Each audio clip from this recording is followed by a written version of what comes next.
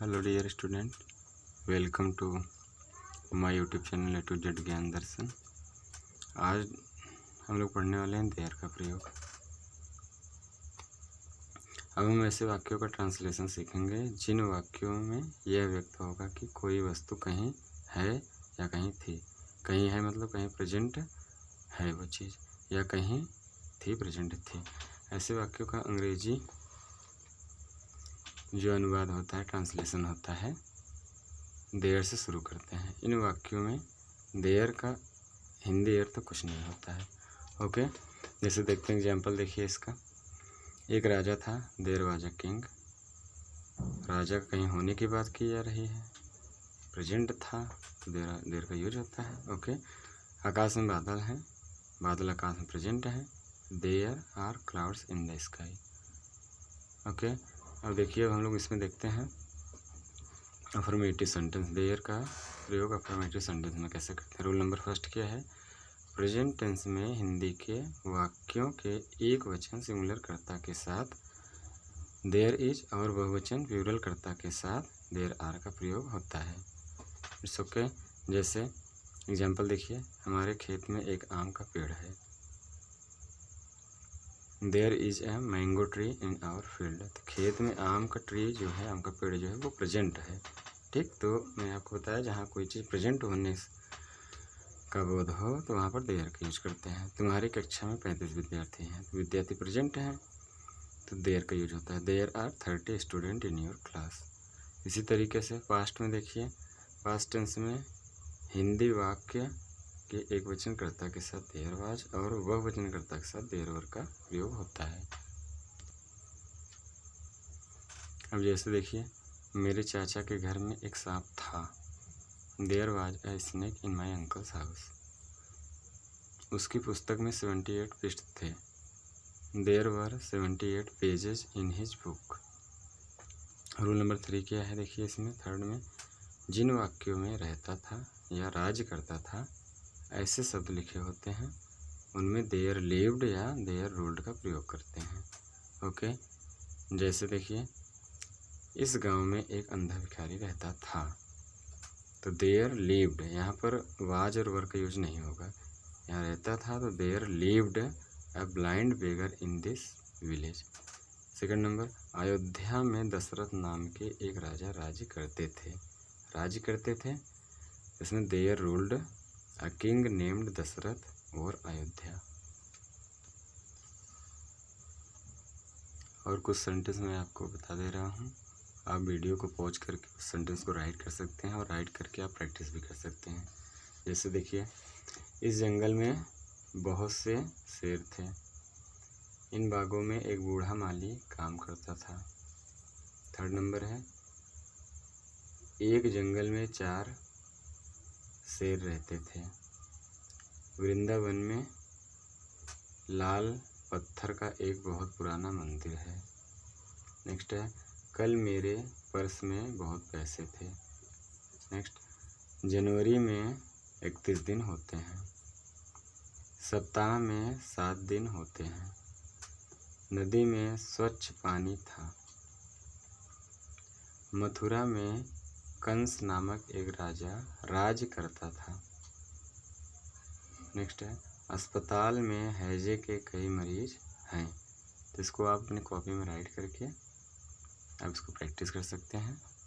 अगर जो इसमें से आपको समझ नहीं आया आप कमेंट करके पूछ भी सकते हैं। ओके, चलिए अब हम लोग देखते हैं बी नंबर में क्या है, निगेटिव सेंटेंस। देयर का निगेटिव में कैसे यूज होता है। ओके, जैसे रूल नंबर 4 देखिए, निगेटिव सेंटेंस बनाने में क्रिया इज आर या फिर वाज या वर के बाद नो लगाते हैं। इज एम आर एम नहीं लगता है, इज आर वाज वर के बाद नो लगाते हैं। It is okay, is are was were के बाद नो लगाते हैं, इसमें नॉट नहीं लगता है। ठीक, रूल नंबर सेकंड क्या है इसमें, जब कम या अधिक अथवा 2, 3, 4 नंबर आ जाए, आदि कोई गिनती हो, मच या मेनी हो, तो क्रिया इज आर वाज या वर के बाद नाट लगाते हैं। नाट कहाँ पर लगाते हैं? जहाँ पर नंबर आ जाए, गिनती आ जाए 2 3 4 5, या तो जहाँ पर कम या अधिक का पता चले, मच आ जाए, मेनी आ जाए, तो यहाँ पर हम क्या करते हैं? इज आर वाज वर के बाद नाट लगाते हैं। जैसे देखिए, इस घर में 10 कमरे नहीं हैं। There are not 10 rooms in this house. और देखते हैं, इस मेज पर कोई प्याला नहीं है। There is no cup on this table. उस बाग में कोई कुआं न था। There was no well in that garden. घड़े में अधिक पानी न था। देयर वॉज नॉट, यहाँ पर कम या अधिक की बात हो रही है तो अधिक है, कम और अधिक के लिए नॉट लगता है, तो there was not much water in the picture.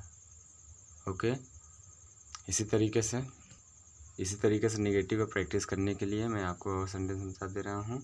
आप उसको कॉपी में अपने राइट करके उसको आप लिख सकते हैं। वीडियो को पॉज करके आप एक एक वर्ड, एक एक सेंटेंस आप लिख करके उसको प्रैक्टिस भी कर सकते हैं। जैसे फर्स्ट नंबर है, बाज़ार में पॉलीथीन की थैली न थी। नेक्स्ट है, स्टेशन पर कॉफ़ी कहीं नहीं थी। नेक्स्ट है, इस पेपर में कोई कठिन प्रश्न नहीं है।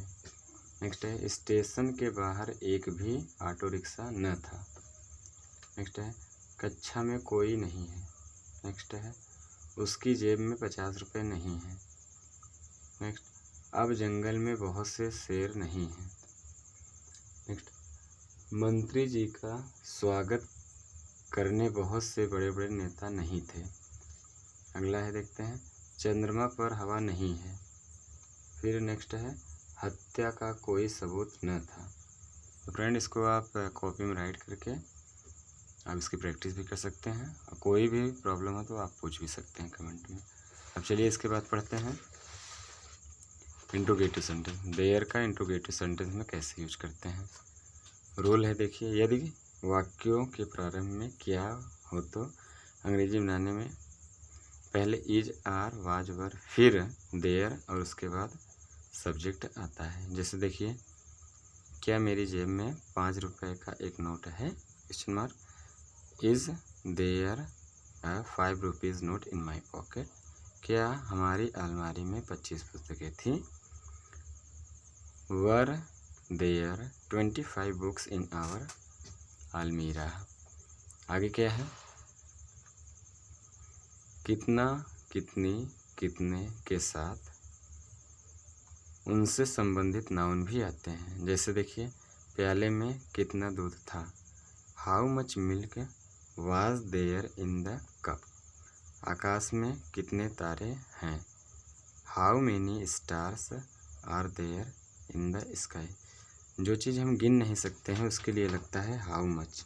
जो चीज़ हम गिन नहीं सकते हैं, कितना, कितनी, तो उसकी स्पेलिंग होती है हाउ मच। ओके, जैसे दूध है, दूध को आप गिन नहीं सकते हैं तो हाउ मच लगता है। आकाश में कितने तारे? तारे तो आप गिन सकते हैं ना, तारे आप गिन सकते हैं, लेकिन उसको गिनना इम्पॉसिबल है, लेकिन गिन सकते हैं आप। ठीक, इसलिए तारों को क्या किस में आते हैं? काउंटेबल नाउन में भी आते हैं, क्योंकि जब आप ऊपर देखते हैं तो आप गिनते हैं कि नहीं। जैसे सप्तर्षि कंस्टलेशन जब आप देखते हैं तो उसमें देखते हैं कि ग्रुप ऑफ 7 स्टार्स होते हैं ना, तो आप गिन सकते हैं। तो यहाँ पर जिसको हम गिन सकते हैं उसके लिए हाउ मेनी लगते हैं। कितने की स्पेलिंग क्या होती है? हाउ मेनी लगाते हैं। How many stars are there in the sky. तो प्रैक्टिस के लिए और भी सेंटेंस मैं बोल दे रहा हूँ, आप अपने कॉपी में राइट करके इसका प्रैक्टिस भी कर सकते हैं। क्या नदी के पुल पर कोई पुलिस बल न था? Question mark. सेकंड नंबर है, क्या इस गांव में पीने योग्य पानी नहीं है? नेक्स्ट है, क्या खजाने में कुछ अतिरिक्त पैसा था? नेक्स्ट है, क्या ऊंचे पहाड़ों पर एक समय हिमपात हो रहा है? नेक्स्ट है, हिमपात को बोलते हैं स्नोफॉल बोलते हैं। नेक्स्ट है, क्या कल बैठक में जोरदार बहस हुई थी। जोरदार बहस को आप कह सकते हैं हॉट डिस्कशन कह सकते हैं। इस गांव में कोई अस्पताल क्यों नहीं है? कार्यालय के बाहर कितने प्रदर्शनकारी थे? इस नदी में कितने मगरमच्छ हैं? बोतल में कितनी शराब थी? क्या कहीं न्याय नहीं है? तो डियर फ्रेंड, जो भी जानकारी आपको दिया गया इस वीडियो के माध्यम से, एक एक चीज़ आप वीडियो को पॉज करके अच्छे से उसको समझ सकते हैं, आप नोट्स बना सकते हैं। और जो भी प्रैक्टिस के लिए मैंने सेंटेंस बोला है उसको आप वीडियो को पॉज करके एक एक सेंटेंस लिख करके उसको प्रैक्टिस कर सकते हैं। अगर आपको ये जानकारी अच्छी लगी हो तो आप अपने रिलेटिव फ्रेंड के साथ इसको शेयर भी कर सकते हैं। और जो भी देयर के बारे में है, इसमें आपको अच्छे से देयर का यूज बताया गया है। आई होप कि अब आपको अगर देयर का सेंटेंस कहीं करने को अगर मिल जाए तो आप उसको आसानी से कर सकते हैं। Thanks for watching.